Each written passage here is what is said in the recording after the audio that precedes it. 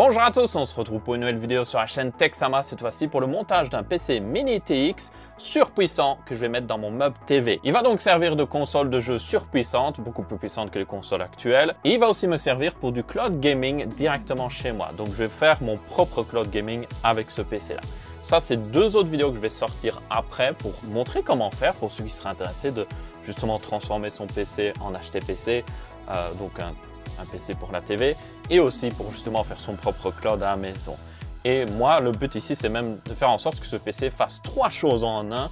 Il sera un PC normal, un HTPC sous justement la TV et le cloud gaming en plus. Donc là, ce sera le PC ultime en quelque sorte. Dans tous les cas, qu'est-ce qu'on a comme composant pour justement alimenter ce PC surpuissant? Alors j'ai déjà fait un petit peu de montage, de pré-montage on va dire, parce que j'ai déjà la carte mère avec le refroidissement d'installer, parce que j'ai fait des tests pour voir si justement ce refroidissement me satisfaisait au niveau de ses performances on va dire. Donc on a un 7800X 3D, c'est pas le meilleur processeur pour le gaming, mais c'est basiquement l'un des meilleurs. Surtout que là, je vais surtout jouer en 4K, donc ça ne devrait pas poser de problème. On a aussi 64 Go de RAM qui est ici de chez, pour information, Kingston, c'est de la Fury Beast. Vous avez une carte mère de chez Asus qui est une X670E ITX, c'est la seule X670E en ITX d'ailleurs. Donc une carte mère largement suffisante pour justement ce genre de PC. Je tiens à fournir qu'elle était fournie par la marque, par contre cette carte mère. Le processeur, la RAM, j'ai acheté par moi-même. Le refroidissement, c'est un de Thermalright qui fait 67 mm de hauteur et c'est basiquement le meilleur refroidissement qu'on peut mettre dans ce boîtier-là. Outre peut-être du water cooling, mais là, c'est peut-être pas très utile pour un tel processeur qui consomme très peu. On a la bonne vieille RTX 4090 qui, on a pu le voir avec la sortie des RTX 5000, est basiquement toujours une des meilleures cartes graphiques qui existent. Elle est meilleure que la 5080, donc autant la mettre dans ce PC-là. Et en plus, ça va être important parce que dans ce boîtier mini ITX que je vais parler après, nous avons un riser. C'est un truc qui permet de déporter la carte graphique qui est en PCI Express 4.0. Donc une des nouvelles RTX 5000 poserait plus de problèmes qu'autre chose. Nous avons ensuite, pour alimenter surtout la carte graphique parce que le processeur ne va pas consommer grand chose, une énorme alimentation de 1000 watts de chez Corsair. Elle est en SFL, donc c'est du SFX mais un petit peu plus long. Donc ça permet de justement caser 1000 watts. Ils ont toutefois une alimentation SFX qui fait 1000 watts maintenant, que j'aurais bien voulu mais elle n'était pas en stock. C'est la marque qui me l'a envoyé, un grand merci à eux, ce n'est pas sponsorisé, je tiens à préciser, parce que ça m'a sauvé la vie, parce que normalement j'avais justement une alimentation de 750 watts, parce qu'à la base j'avais prévu de faire ce PC avec genre une 4080 qui est déjà très puissante, mais une 4080 et un 7800X 3D avec 750 watts, ça passe. Une 4090 avec 750 watts, c'est un petit peu plus serré, ça va la faire un peu chauffer, elle va un peu travailler trop selon moi. 1000 watts est clairement même overkill, mais au moins comme ça je suis tranquille. Alors on a des extras ici, j'ai aussi un SSD que j'ai acheté par moi-même, c'est le Lexar NM790, c'est un de mes SSD préférés, je pense j'en ai acheté genre 6 de ces SSD. J'en ai dans chacune de mes tables de bench, j'en ai dans mon PC principal. Ce SSD est genre vraiment pas cher, il est excellent au niveau performance et aussi il consomme pas grand chose, donc pour ceux qui veulent prendre un ordinateur portable, c'est aussi un excellent choix. J'en ai justement un dans mon framework. Ensuite, on a justement les extras comme je disais. Alors ça, c'est au cas où, on va voir, j'en ai peut-être pas besoin, mais j'ai des ventilateurs de chez Arctic en 140 mm, une de mes marques préférées, je les ai achetés par moi-même. Nous avons aussi un refroidissement Noctua. Je tiens à le préciser parce qu'il y a peut-être des gens qui vont se dire « Oh, on pourrait pas prendre du Noctua, c'est les meilleurs au niveau refroidissement. » Et j'ai fait des tests et ce Noctua-là est un peu plus petit que justement le Thermalright, mais ça veut dire qu'il est moins performant. Et au final, ça maximise pas vraiment l'espace, on va dire. Il est plus petit, mais il est à peu près de la même hauteur. Donc c'est vraiment le plus gros refroidissement Noctua qu'on peut mettre dans ce boîtier. Et pourtant, ce n'était pas le plus performant. Il est un petit peu juste... Il n'est pas optimal, on va dire, au niveau de son design. Alors que celui-ci, comme vous pouvez voir, passe au-dessus de la RAM pour justement maximiser le refroidissement. Le seul truc que vous devez faire attention, comme vous pouvez voir ici, vous avez les heat pipes qui sont très proches des VRM à l'arrière qui couvrent aussi les ports arrière de la carte mère. Donc ça, c'est le seul truc que vous devez faire attention avec ce refroidissement-là. C'est que le Noctua, il fonctionnera à peu près sur n'importe quelle carte mère. Celui-là, si vous avez une carte mère qui a justement un peu trop de refroidissement pour les VRM en mini ITX, ça risque de ne pas passer en fait. Donc il faut juste faire attention. Mais pour moi ici, ça passait sans problème. J'ai vérifié en ligne. Donc, je me permets de l'utiliser évidemment. Et puis, évidemment, le plus important, la cuisine, je veux dire le boîtier. Donc ici, nous avons un Fractal Design Ridge que j'ai acheté par moi-même qui est... Alors, c'est pas le meilleur boîtier Mini TX, mais c'est l'un des seuls qui a vraiment ce format qui passe nickel dans un meuble TV. Parce que la plupart des meubles TV, c'est le cas du mien,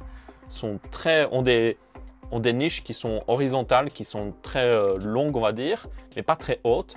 Donc, bien souvent, vous devez mettre les consoles de jeu à plat. Et du coup, si vous voulez mettre un boîtier Mini TX, les meilleurs boîtiers Mini TX sont souvent des boîtiers Mini TX sandwich. Et ils ont tendance à être plus haut verticalement que ce genre de boîtier.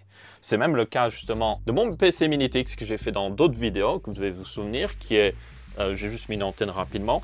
Et comme vous pouvez voir, ouais, alors, beaucoup plus haut. Je pourrais le mettre à l'horizontale et là, ça passe. Mais bon, dans celui-là, évidemment, on est beaucoup plus limité au niveau des composants qu'on peut mettre. J'ai pu mettre jusqu'à une 4070 Ti Super, ce qui est génial. Mais ici, on va aller encore plus loin. Là, on n'a pas vraiment de limitation. Vous pouvez mettre les plus grosses cartes graphiques que vous pouvez du marché. Il y a juste un peu de limitation du refroidissement du processeur, comme j'ai dit, en hauteur. Avec un 7800 X3D, même un 9800 X3D, largement suffisant. Et juste pour vous montrer un petit peu l'arrière, comment c'est fait justement, vous voyez que la carte graphique sera dans sa propre chambre sur le côté et on peut avoir une carte graphique jusqu'à 3 slots et même techniquement plus que 3 slots. Et la carte mère, elle sera dans son côté à elle. Et donc ça, c'est tous les composants. Donc maintenant, il ne reste plus qu'à passer au montage. Ok, on va commencer par sortir les composants à mettre sur la carte mère. Bon, comme j'ai dit, j'ai déjà fait du pré-montage ici pour faire mes tests, pour être sûr que tout tournait bien. J'ai aussi le manuel du boîtier parce que comme c'est un boîtier avec un format très spécial, il y a certaines choses que honnêtement, je ne sais pas comment ça se monte, donc je vais découvrir en même temps que vous. Comme vous pouvez voir, comme j'ai dit, j'ai installé déjà le refroidissement, le processeur ainsi que la RAM, mais il faut qu'on installe le SSD parce que ça, j'ai récupéré le SSD que j'avais utilisé pour tester. C'est justement le SSD que j'ai dans ma table de bench AMD parce que j'avais déjà tout configuré dessus, donc on va le faire. Il y a une particularité par contre avec cette carte mère que je tenais à noter vu qu'on est en train de la regarder de près, c'est que vous voyez, elle a un petit ici PCB que vous pouvez enlever, qui a 2 ports USB type C ici, et ça vous donne plus de ports USB et aussi de SATA, mais le problème un petit peu, c'est que le bouton d'allumage et tout ça, donc les connecteurs pour le bouton d'allumage et tout, sont sur ce mini PCB. Donc vous êtes obligé de l'utiliser, ce qui est un petit peu dommage, parce que j'en ai pas vraiment besoin en temps normal, mais bon, on va faire avec, c'est pas très grave. Et j'en profite aussi pour montrer que je vais être tranquille au niveau port, j'ai à peu près tout ce qu'il faut. J'ai aussi un port 2,5 Gigabits. C'est assez important parce que j'ai un switch justement 2,5 Gigabits au niveau de ma TV, donc je vais pouvoir utiliser ça pleinement pour justement faire le cloud streaming dont je parlais et que je ferai dans une autre vidéo. Et puis évidemment, port PCI Express 5.0, techniquement, oui. Du Wi-Fi si on en veut, mais c'est juste en backup. Et on peut mettre jusqu'à 2 SSD. J'en ai juste besoin d'un, mais si dans le futur, je sais pas, je veux m'amuser à mettre Linux dessus ou autre, c'est tout à fait possible. Donc, on va mettre le SSD. Est-ce que je le mets sur le slot le plus bas ou est-ce que je le mets sur le slot le plus haut? Je pense que je vais le mettre sur le slot le plus haut pour qu'il profite un petit peu d'un petit flux d'air qui vient du refroidissement. Ça fera pas de mal. Ok, donc là, on a le refroidissement d'enlever. On va aussi ne pas oublier d'enlever le petit plastique qui protège le pad. Qui permet de transférer la chaleur, ce qui est assez important. N'oubliez pas d'enlever ce genre de choses si vous montez un PC. Sinon, vous allez vous demander pourquoi mon SSD est en train de surchauffer. Pas normal. Donc, voici notre petit SSD. Comme je dis, c'est le Lexar NM, voilà, 790. C'est un 2 Tera, ce qui est largement suffisant. Et c'est un SSD, comme je dis aussi, qui est pas mal efficace au niveau énergétique et très performant. Donc, tous les avantages, on va dire, surtout par rapport au SSD PCI Express 5.0 qui sont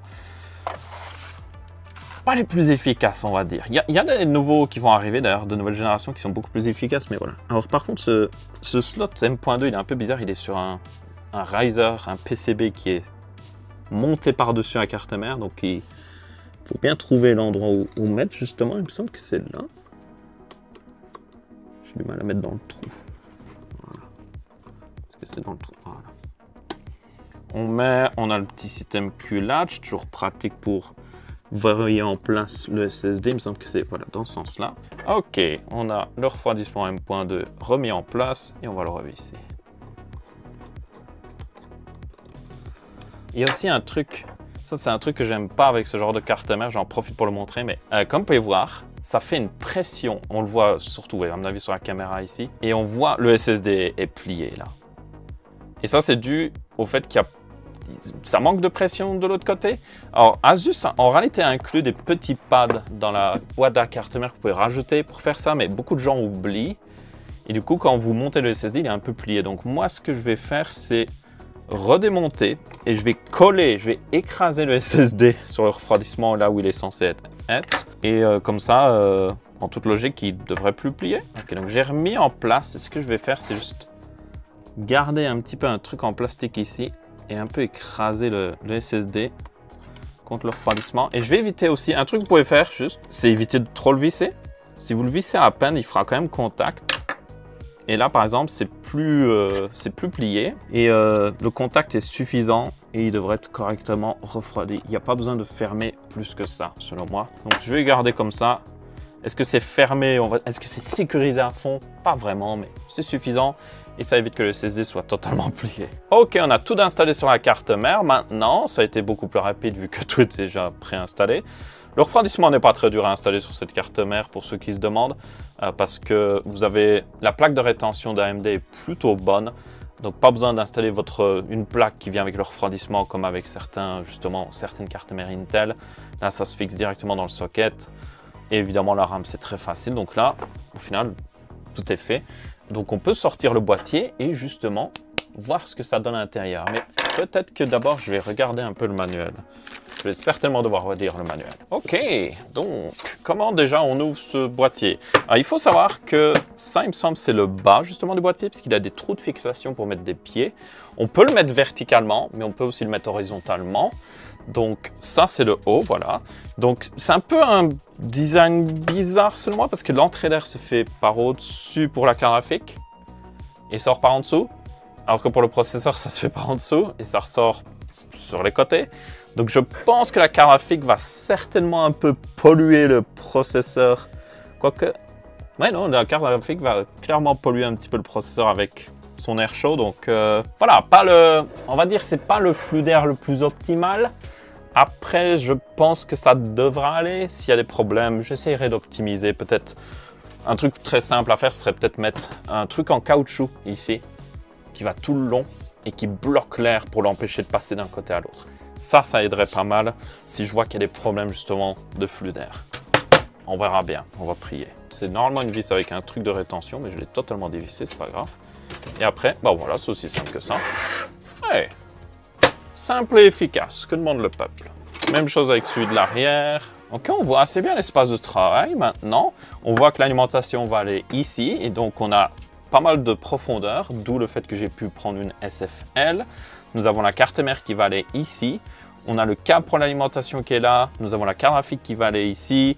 On a le riser PCI Express qui est juste là et on le voit. Donc cette partie-là, c'est le riser qui vient dans la carte mère.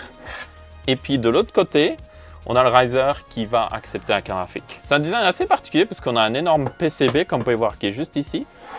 Mais ça fonctionne plutôt bien. Et ça permet du coup d'avoir un PC qui est beaucoup plus à plat et donc qui rentre mieux dans les meubles TV.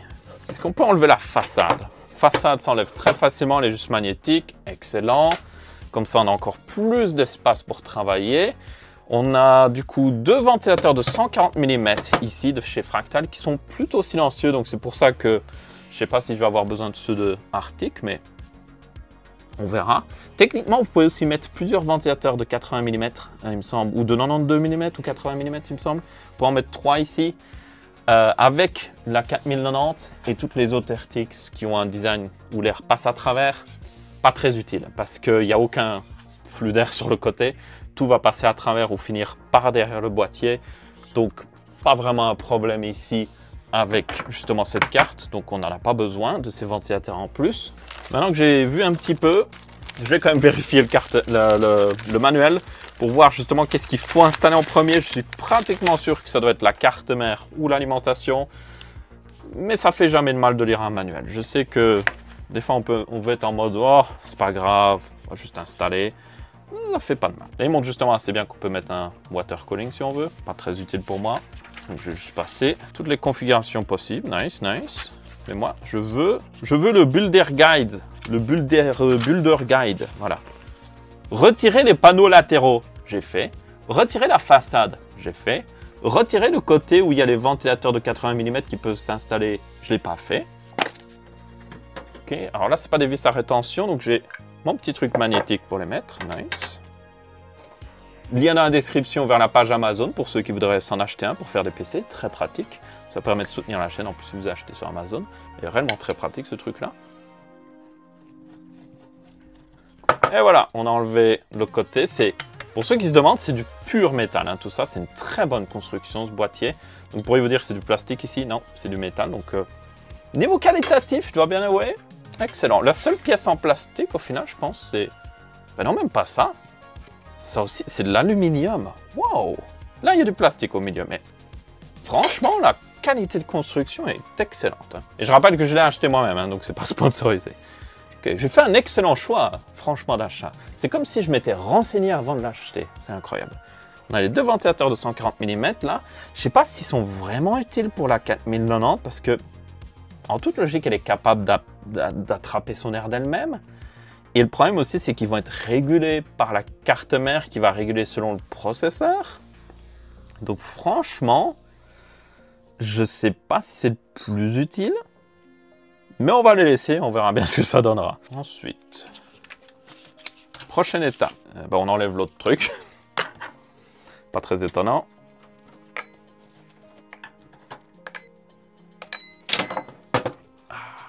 Voilà. En gros, le guide d'installation, la première partie du guide d'installation, c'est comment désinstaller tout en fait. C'est littéralement ça. Ok, ben on va désinstaller. Donc le bracket d'alimentation est vissé ici et ici. Et nous avons aussi des vis qui sont ici et ici. Voilà. Je sais pas pourquoi, j'avais pas remarqué. Il y a un truc écrit SSD ici. Et c'est très infantile de ma part, mais SSD à l'envers comme ça, on dirait que c'est écrit AS. Franchement, est-ce que je suis le seul à voir AS écrit? Pour moi, c'est écrit... Voilà. Je sais que c'est écrit SSD, mais à l'envers, c'est un peu... voilà, c'est suspect comme truc. Donc, on va enlever d'abord ceux-là, je suppose. Ça fait du bruit, désolé. Ça marche mieux quand je mets dans le trou. C'est ce qu'il a dit. Titre.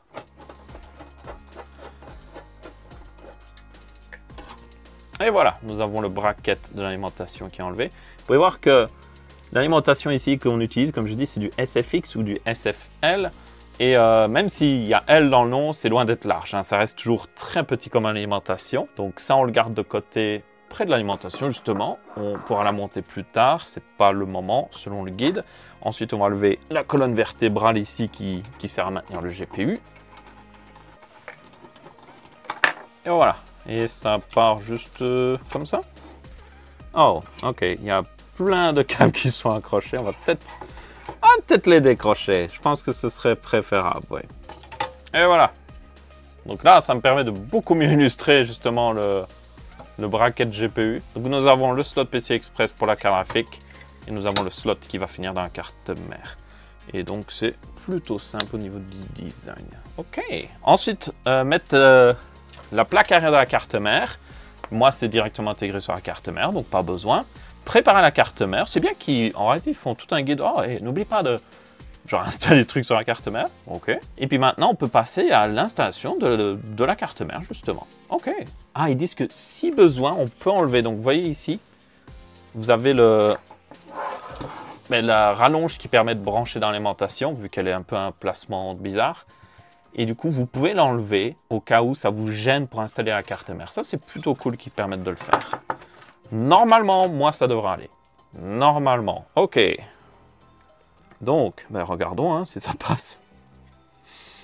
Peut-être, peut-être pas. J'en profite pour repérer déjà à l'avance, vu que j'ai la carte mère bien visible ici. Mes ventilateurs sont à brancher ici, sur la carte mère. Tout le reste, ça devrait être accessible. Donc, CPU... carte mère en tant que telle, les fronts de panel vont être ici. Ok, ouais, non, ça devrait aller. Et puis on a l'USB ici et l'autre USB là. Ça devrait aller, ça devrait aller. Et on va le mettre en place comme ceci. Et bon, ça passe, hein. Ouais. Limite ça touche la rallonge de l'alimentation, mais pas tout à fait. Par contre, je viens juste de me rendre compte que la longe de l'alimentation passe juste au-dessus de la vis que je dois mettre ici. Donc en vrai, je vais peut-être devoir le désinstaller. C'est pas grave, c'est pas grave. Ouh, nice. On a du velcro, on a un peu de tout là-dedans, on a toutes les vis, ok. Nice, nice, nice. Ensuite ici, on a le pied, je suppose.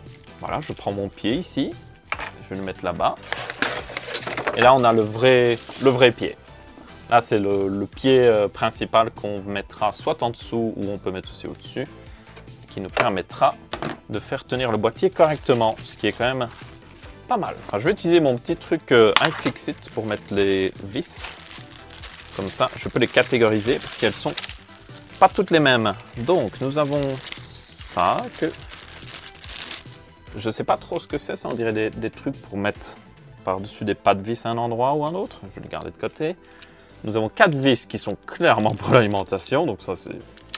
Je vais le mettre au niveau de l'alimentation. Nous avons 4 vis qui, je pense ça c'est celle de la carte mère. Celle-là aussi ça peut être celle de la carte mère en vrai. Et nous avons aussi une autre rallonge pour le port PCI Express. C'est au cas où il vous manque un petit peu de distance, vous pouvez utiliser ça. C'est au cas où en fait vous pouvez éloigner la carte graphique, vous pouvez vraiment la coller au niveau ici, vous pouvez la mettre plus basse. Et donc vous utilisez ça pour la mettre plus haute ou plus basse. Donc ça c'est très important parce qu'il me semble que moi j'en ai justement besoin. Donc on va le garder. On va mettre une vis à tout ce que je peux accéder pour le moment. Donc je peux accéder à celui-là. Maintenant on a celui qui est ici, il est juste là, vous le voyez sur cette caméra ici. Celui-là il est accessible. Donc ça je peux le faire sans problème dès maintenant. Tout à fait accessible. En vrai il est accessible, mais il y a un peu de refroidissement qui passe à côté. Voilà, c'est bon. Et là, limite, en vrai, il y a possibilité. Hein. Il y a tout à fait possibilité. Si je passe comme ça. Oh, nice. Carte mère en place, ça ne bouge pas. Nickel. Toujours, quand vous dites ça ne bouge pas, toujours taper un coup pour être sûr que ça ne bouge pas. Très important, surtout en construction. On a nos 2 câbles ventilateurs qu'on va pas tarder à brancher parce que franchement, si on les branche pas maintenant, plus on va rajouter de pièces, plus ça va être difficile de les brancher. Donc je vais certainement le faire. Et il me semble que de toute manière, selon le manuel, on est censé mettre l'alimentation maintenant. Donc c'est exactement ce que je vais faire. Du coup, je vais mettre ça un peu de côté et on va sortir l'alimentation maintenant. Comme ça, je peux déjà préparer les câbles dont j'ai besoin. Comme vous pouvez voir, voici l'alimentation. Elle est très petite.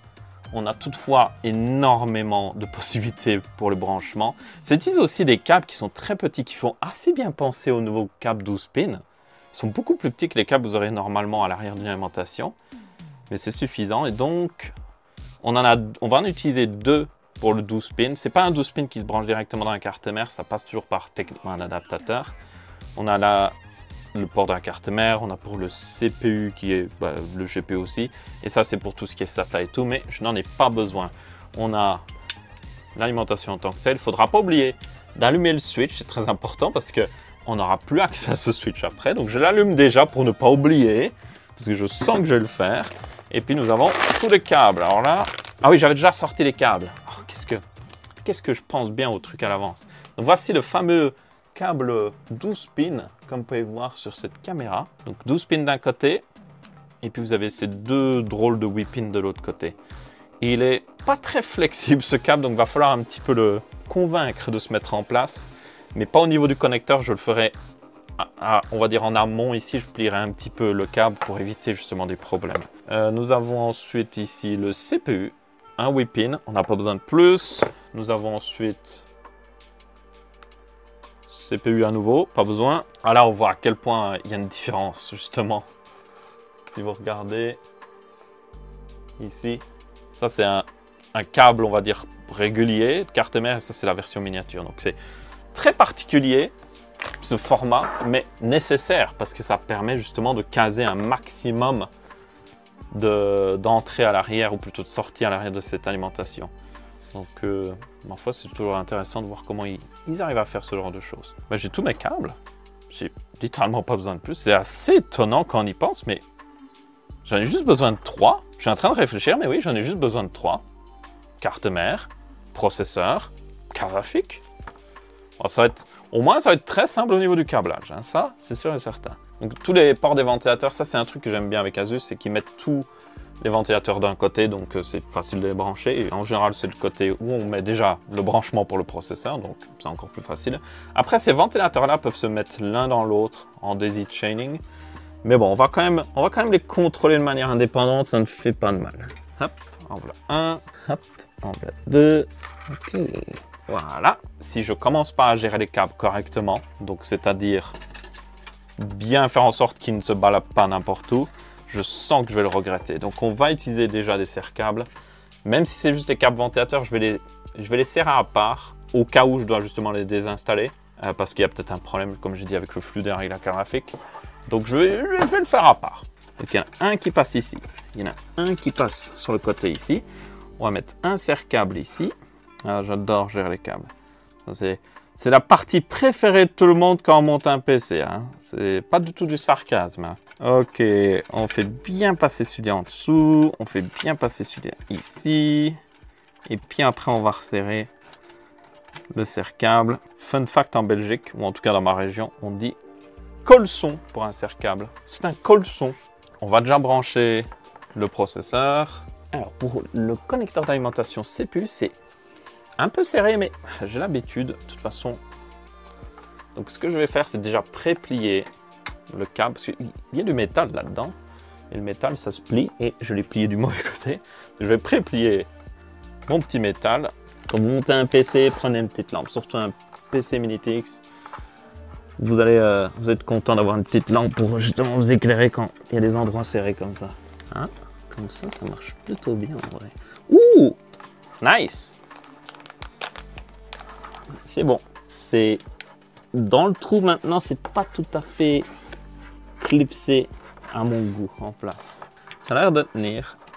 Après, ah non, voilà, là il est en place. J'ai entendu le clic. Là, je le fais passer entre la carte mère et le boîtier.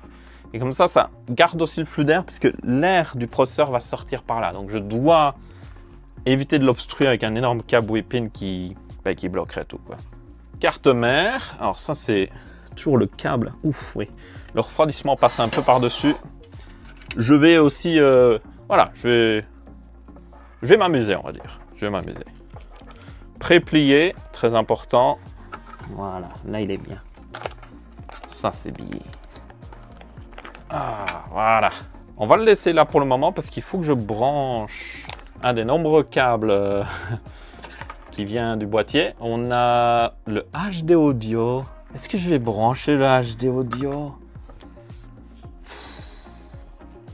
Qui utilise encore le port audio à l'avant du boîtier? Je vais le faire, mais franchement, je sais que je vais jamais l'utiliser. C'est ça le pire. Je vais m'embêter à le brancher et je vais littéralement jamais l'utiliser. Il faut faire ce qu'il faut faire. On va faire passer ici, juste derrière. Donc ça, c'est l'USB type C. Alors, ces câbles USB type C, pour ceux qui se demandent, peuvent être branchés dans les deux sens. Donc, peu importe comment vous le mettez, c'est comme un vrai USB type C. Il se branche dans les deux sens.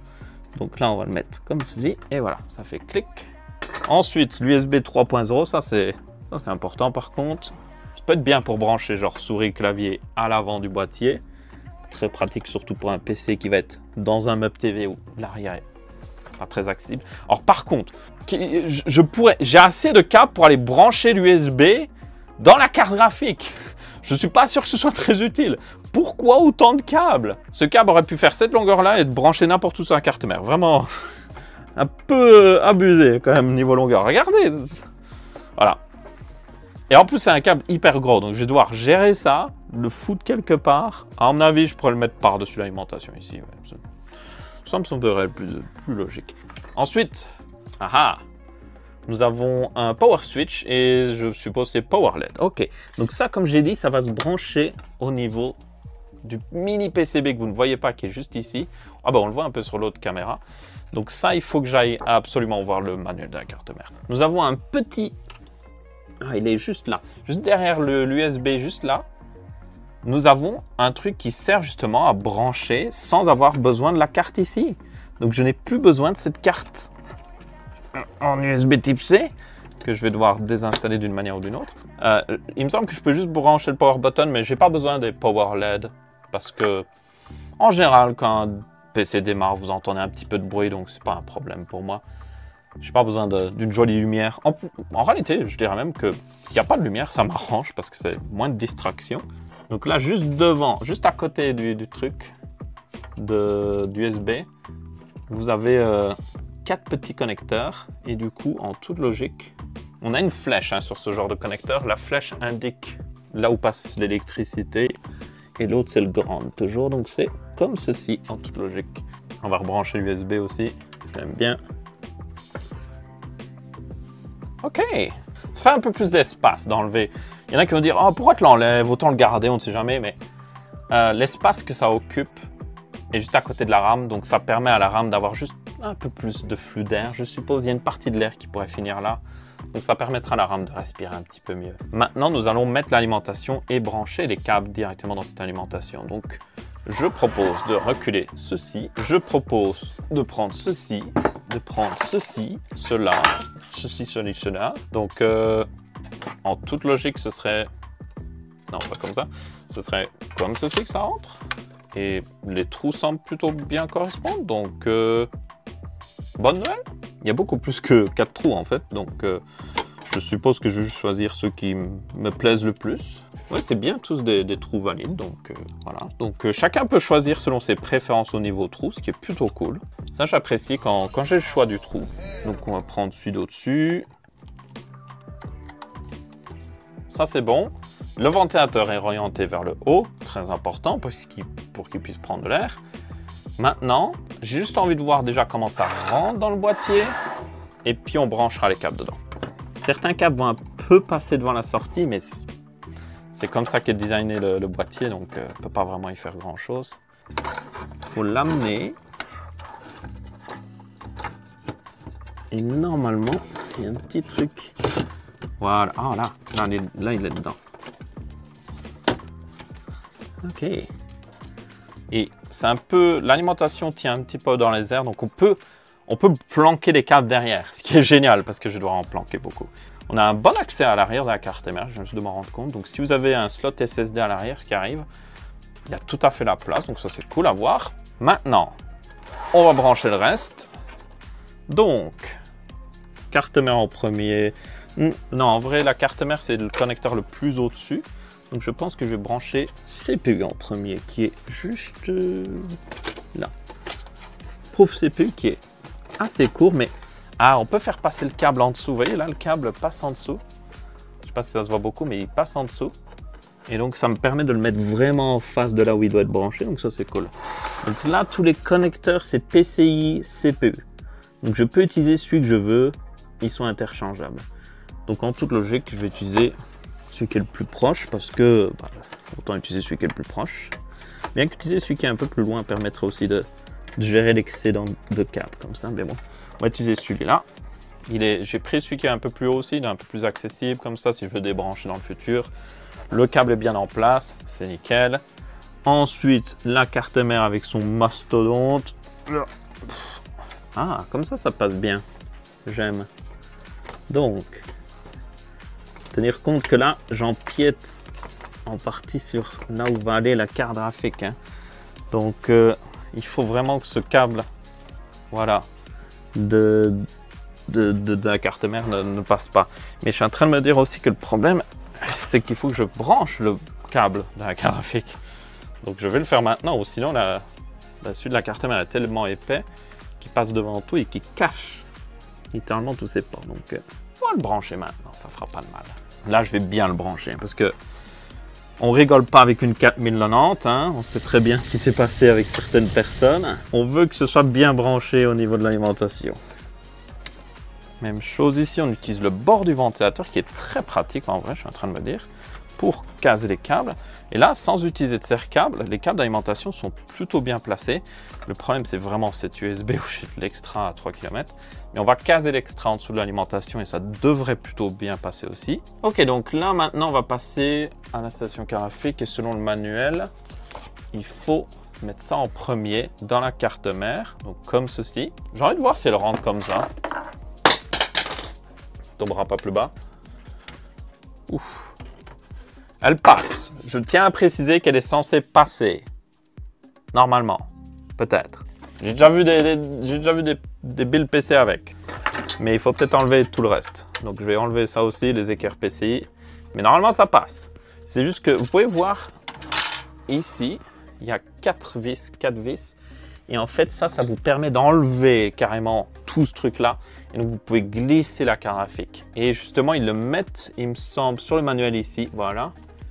Où ils disent, hey, si tu as du mal, enlève littéralement tout le dessus du boîtier. Je crois que la plus grosse carte que vous pouvez mettre dedans, j'ai déjà vu quelqu'un mettre une Strix, une 4090 Strix, qui sont parmi certainement les cartes les plus grosses que vous pouvez trouver, bien qu'avec maintenant les 5090 qui sont sortis, ben, voilà, c'est, il y a plus grand encore, mais vous pouvez même quand même mettre des assez grosses cartes graphiques dedans. Et il y en a 4 autres de l'autre côté qui sont noirs, bizarrement. Je sais pas pourquoi, il y a des grises d'un côté, des noirs de l'autre. Et il me semble que c'est exact. Est-ce que c'est les mêmes que j'ai eu jusqu'à maintenant? Je vérifie, hein, parce que si c'est pas les mêmes et que je les mélange, c'est les mêmes, mais je vais quand même les mettre de côté. On va faire un peu de ségrégation ici. Voilà, nous avons libéré, délivré la partie haute ici. Et maintenant, en plus des ventilateurs qui sont littéralement en mode blub, blub, blub, libre. Ils sont libérés, délivrés. Nous avons normalement accès pleinement pour installer la carte graphique. Donc moi, ce que je veux voir, c'est juste, hey, quand la carte graphique est dans son slot, on va dire, dans le slot PC Express ici, ce que je suis en train de voir, c'est quand la carte graphique est en place dans le slot, totalement en place. Ah oui, les ventilateurs sont dans le chemin en fait. Oh, je suis en train de sacrément hésiter à juste désinstaller les ventilateurs en fait. Et du coup, oui, ça c'est sûr et certain, quand il est à fond, tout en bas. Ah non, en vrai, ça va, c'est plutôt bien en face. Si on regarde ici, c'est au-dessus du boîtier et le slot est bien en place. Donc ça, c'est le riser avec son bracket. On va le mettre en place dans le slot PC Express où ça fait un drôle de bruit. Donc là, il est en place, en toute logique. Je vais juste visser en place aussi pour voir, pour être sûr, pour rajouter de la rigidité au boîtier, parce qu'actuellement il est en train de flex de partout. Voilà, maintenant le boîtier est plus rigide. Et la question que je me pose, c'est est-ce que ça passe en fait? Oh, c'est tout pilin. Il n'en faudrait pas plus. Hein. Le manuel n'est pas très clair là-dessus en plus. Je dois bien avouer. Quoique, non, le slot PC Express est bien en face. Donc, il y a juste à faire rentrer dedans, littéralement. Mais le problème, c'est les trucs derrière. Juste ici, vous avez 3 slots, on pourrait voir. Et c'est des slots sur l'arrière de la carte graphique qui sont là, qui doivent se mettre dedans. Mais le problème, c'est que la carte graphique est plus haute à cause justement des ventilateurs. Elle est plus haute et donc elle passe légèrement au-dessus de ces slots et donc ça rentre pas. Alors, à mon avis, je suis obligé de mettre des ventilateurs slim en vrai. Est-ce que j'avais pas pris des ventilateurs slim? Non, j'avais même pas pris des slim, donc pourtant j'ai fait des recherches là-dessus. Visiblement, je n'ai pas fait assez de recherches. Donc vous voyez, comme quoi, même quand vous avez fait beaucoup de PC, ça arrive d'oublier un détail. C'est pas grave. La carte graphique n'a pas besoin de ces ventilateurs. Le problème, c'est que je vais devoir désinstaller ces ventilateurs. Et je me suis assez bien embêté à faire passer le câble de ces ventilateurs. Combien d'heures de montage? Ouh, 1h30. Comment ça fait hein? Hop là. Zbrr. Si vous décidez de monter avec une carte graphique qui fait 3 slots par contre, je vous le dis, prenez les ventilateurs slim. Parce que sinon, ça passera pas. Allô? Pourrais-tu venir? Merci. Et de 1. Et de 2. C'est très ouvert, hein? Ma foi, voilà, on dirait qu'il manque littéralement la moitié du PC, là. Maintenant, en toute logique, ça passe. On va tester. On va remettre le slot PC Express en place. Je sais pas s'il y a un truc dans le slot, je devrais pas souffler avec comme ça.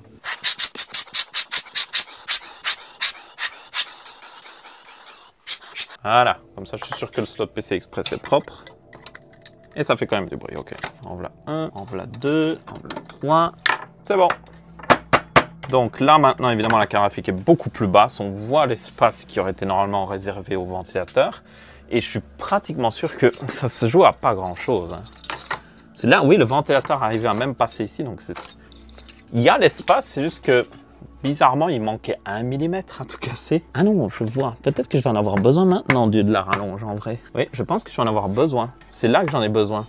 Parce que là, oui, le slot PC Express de la carte graphique n'atteint pas. Donc c'est ça que je dois le mettre maintenant. Il me semble bien que j'en avais besoin. Il me semble bien. Donc lui, on enlève ça. C'est un bed slot PC Express. On le met dans le slot PC Express de la carte graphique. C'est logique. Voilà, il est bien en place. Et maintenant, on a une carte graphique surélevée. Si vous étiez en mode « Ah, ma carte graphique n'est pas assez haute, ne dépasse pas assez de la carte mère », ben vous pouvez faire ça, je suppose. Et normalement, toute logique maintenant... Ah oui, là, ça passe. Là, il n'y a pas de problème. Il y a juste à bien mettre en place. Donc, normalement, c'est en place, il me semble. Voilà. Je vois que l'écart PCI fait bien contact avec le système de montage. Le slot PC Express est bien dedans. Donc, en toute logique, c'est bon. Donc, on va juste mettre nos 3 vis. Voilà.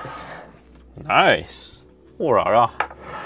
Et c'est pas mal, pas mal. Maintenant, la question que je me pose, si je prends un des ventilateurs, est-ce qu'il repasse du coup? Et la réponse est non, il manque. C'est abusé, mais... Oh, on peut forcer le ventilateur en place, ok.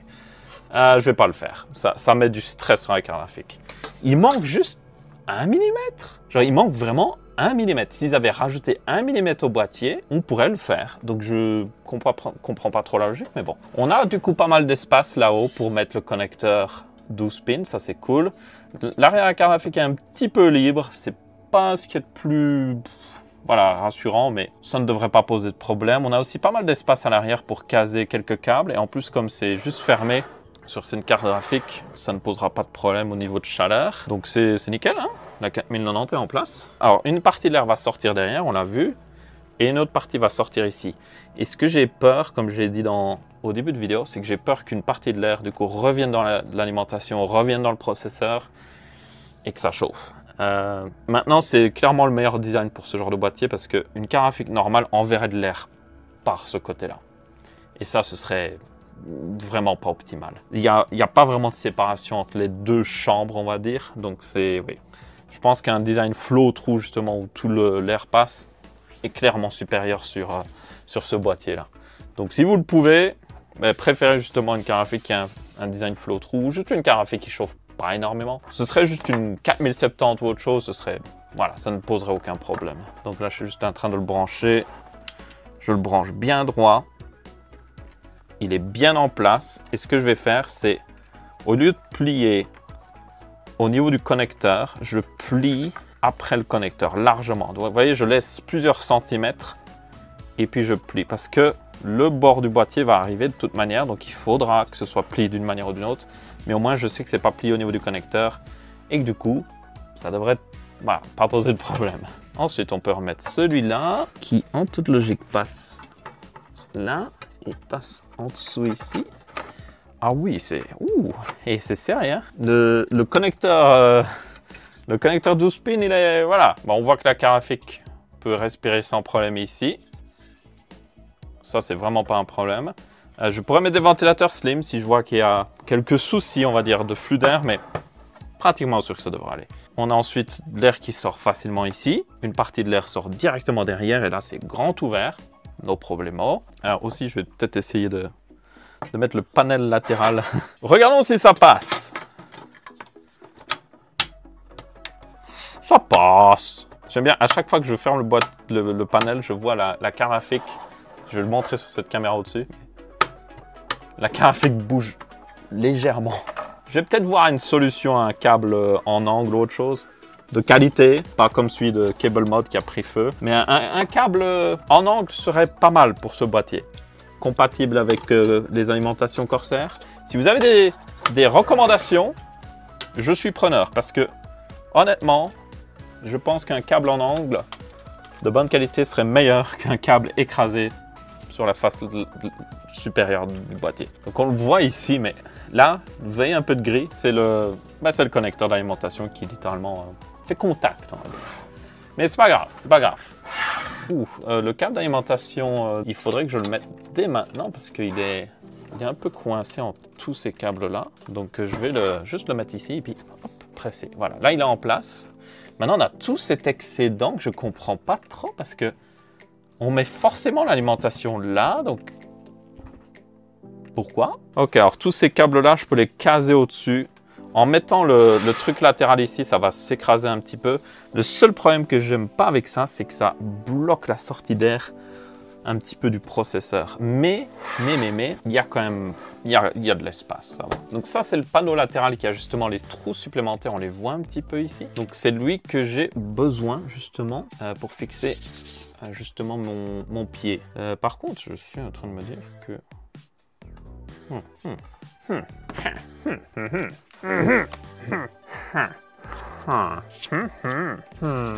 Incredible. Donc ça, je suppose que c'est le panel latéral qui va venir justement... Où est le dessus, où est le bas? Ah oui, il se met comme ça. Et puis on le met en place. Ok. Ah, voilà, maintenant je vois les trous. Un pied ici, et il y aura un petit pied ici. Je vois d'ailleurs les trous ici. Il y a des pas de vis. Ok, maintenant je vois. Donc c'est comme ceci. Et puis l'autre petit pied qui est celui-là. Donc lui, on va juste mettre par au-dessus, c'est pas grave. On a quelques trous, voilà, ici. Voilà.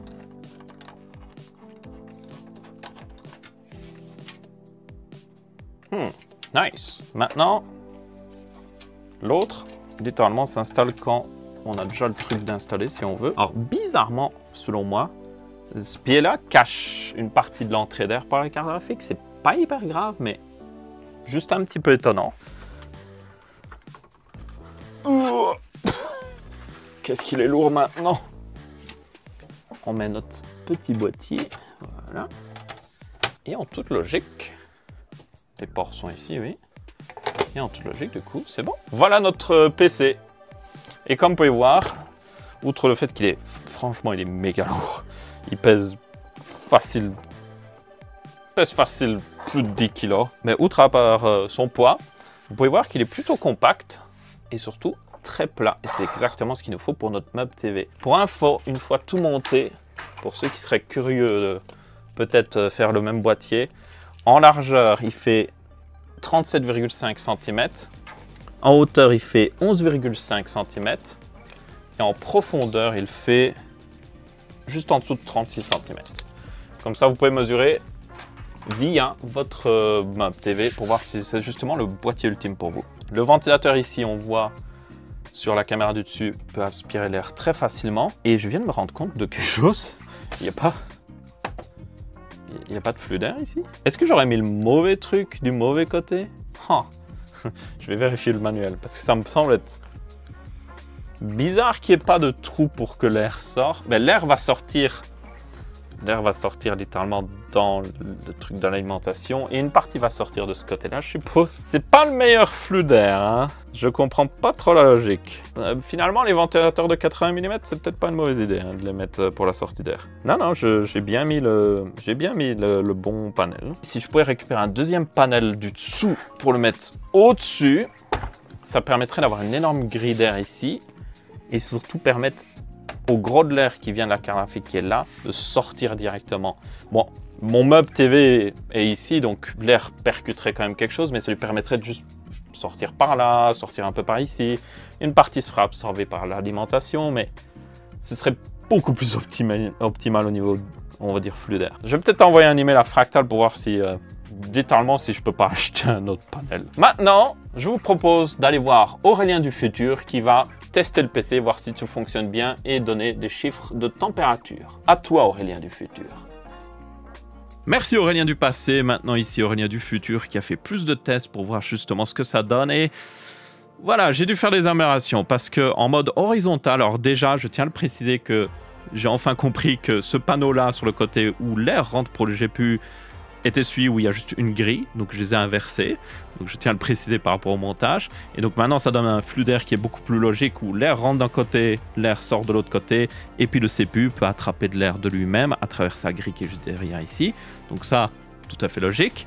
Maintenant, j'ai testé justement en horizontal et c'était plutôt mauvais, parce que justement avec cette configuration-là, ça fait que le pied est de ce côté, donc le pied du côté où l'air du GPU sort, et donc l'air sort, il n'y a presque pas de place par rapport à la surface, et il finit en partie, il y en a une partie qui va sortir, mais il y a une autre partie qui va finir dans le refroidissement du CPU. Donc là, j'ai fait des tests, le CPU surchauffait très vite, la 4090 chauffait à plus de 80 degrés, voilà, c'était pas idéal.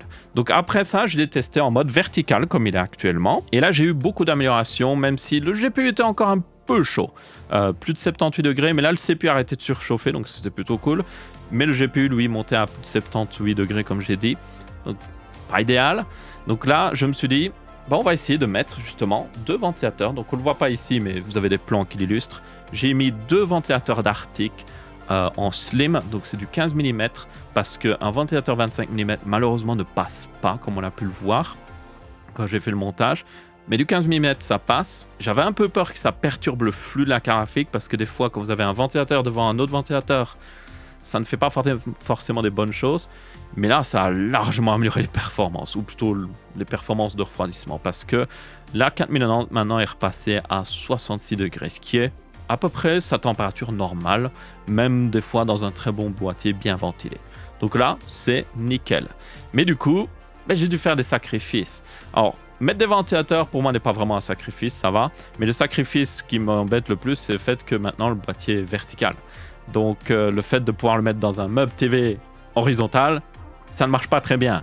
Donc là, je le mets à côté de la TV, c'est pas le plus esthétique. J'ai pas un plan de ça, mais c'est pas le plus esthétique. Donc voilà, je ne suis pas entièrement satisfait au point même que j'ai acheté ce boîtier pour ça. J'étais prêt à faire des sacrifices pour avoir un boîtier qui était un peu plus beau, qui passe inaperçu dans le salon. Et au final, c'est pas le cas. Donc peut-être que j'achèterai un autre boîtier plus intéressant avec un format différent que je peux peut-être mettre à côté du meuble TV qui passe inaperçu. Je ne sais pas trop. Mais en attendant, au moins, la carte graphique est très bien refroidie. J'ai de très bonnes performances en jeu. Donc je suis au moins satisfait de ce côté-là. Il faudra juste que je trouve une autre peut-être manière d'améliorer le reste. Mais le problème aussi vient de ce boîtier. Comme j'ai dit, le fait que l'air du GPU sort là où l'air du CPU rentre, c'était juste voué à avoir ce genre de problème avec en tout cas une configuration haut de gamme comme ça. Je pense que si vous avez clairement genre une 4070 avec un bon refroidissement CPU et avec un CPU un peu plus raisonnable, peut-être un 13400F qui est un très bon CPU pour les PC Mini TX par exemple, là ça ne poserait pas de problème. Genre il n'y aurait pas assez de chaleur qui sort du GPU pour vraiment affecter le CPU tant que ça. Mais clairement, moi dans mon cas où j'ai voulu mettre des composants trop haut de gamme, voilà, la configuration horizontale est juste pas possible. J'aimerais bien un boîtier au final qui tout simplement a l'air du GPU qui rentre d'un côté, l'air du CPU qui rentre par le même côté, et puis tout l'air chaud sort de ce côté-là. Que ce soit peut-être même l'alimentation ou ce genre de choses, tout sort de ce côté-là, et au moins ça donne un flux logique. Et donc, dans un meuble en horizontal, ça donnerait l'air qui rentre par en dessous, et puis l'air sort par au-dessus. Donc ouais. J'essaierai quand même, peut-être qu'il y a moyen de, je sais pas moi, faire un pied custom pour ce boîtier, un pied qui sépare les deux zones, la sortie d'air du GPU et l'entrée d'air du CPU. Donc ça les sépare vraiment. Ça surélève davantage le boîtier, comme ça il y a plus d'air qui arrive à rentrer et aussi sortir. Et peut-être qu'il y aurait moyen comme ça de améliorer le truc. Ou alors peut-être passer à un boîtier où vous avez des ventilateurs à l'avant. Un boîtier style serveur au final passerait plutôt bien. J'ai la place dans le meuble en réalité, je suis en train de me dire. Donc peut-être, voilà. Si vous avez des suggestions, je suis preneur. Mais en attendant, les performances sont bonnes. Le boîtier est plutôt quand même esthétiquement plaisant, même s'il n'est pas au bon endroit. Donc ma foi, je vais pouvoir continuer sur mes autres contenus, notamment faire un serveur, comme j'ai dit, cloud gaming local, et aussi, tout simplement, un PC que je raccorde à une TV et que je joue avec juste ma manette. Donc pas besoin de clavier et de souris, je peux juste y jouer, lancer le PC, il arrive directement sur une interface faite pour la manette, et c'est génial. Donc vraiment une console de jeu sous forme de PC au final. Donc ça, ce sera dans de futures vidéos, parce que je n'ai pas le temps dans cette vidéo aussi. Merci à tous d'avoir regardé. Si vous avez bien apprécié, vous pouvez laisser un pouce bleu. Si vous n'avez pas apprécié, vous pouvez laisser un pouce rouge. On se retrouvera pour une prochaine vidéo. Je vous dis ciao, ciao.